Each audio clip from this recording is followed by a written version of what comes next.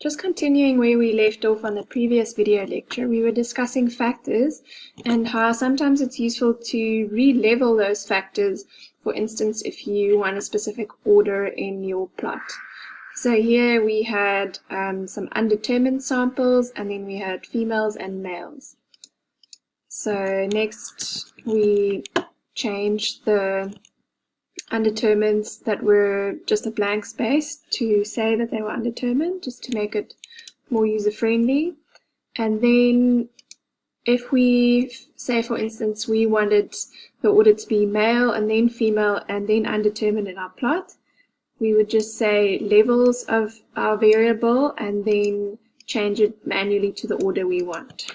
So if we do that and we redo the plot, then you'll see it's now switched to male, female, and undetermined. Another thing in R about factors that has caught me out many times that I just want to reiterate is how that sometimes you have your data as a factor in R, but you don't realize it and you think it's numeric, or you want to just quickly convert it to numeric.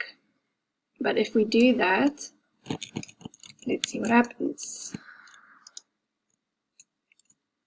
So here we have a series of years.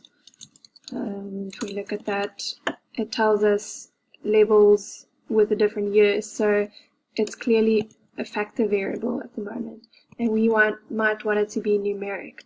If we then go and try and convert it with the AS.numeric, something kind of unexpected happens. Instead of just changing the data structure, it actually changes the values of our data. So here R has actually returned the index values of that factor and not the actual values that we expect. And there's no warning for that in R, so it's easy to go wrong there and actually do something to your data that you're not realizing. So the way to actually do this looks a little bit clumsy in R, but what you want to do is you first want to convert your factor data to character data, and then take that vector, put it in another function, and then convert it to numeric. So if we do this instead, then we get the actual numeric data that we expected in the first place. There's a little challenge to rename factors that you guys can try here. And then the last thing I want to mention about factors is that when we import data into a data frame, the default in R is to coerce your character data into factors, and you may or may not want that depending on your needs.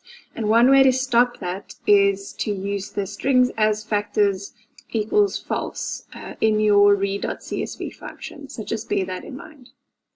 And then there's some more challenges here that you guys can spend some time on to really practice this section of the work. A note on the last formatting dates section of the material, we won't be going through that as it's not something that you really use that often, particularly in biological data.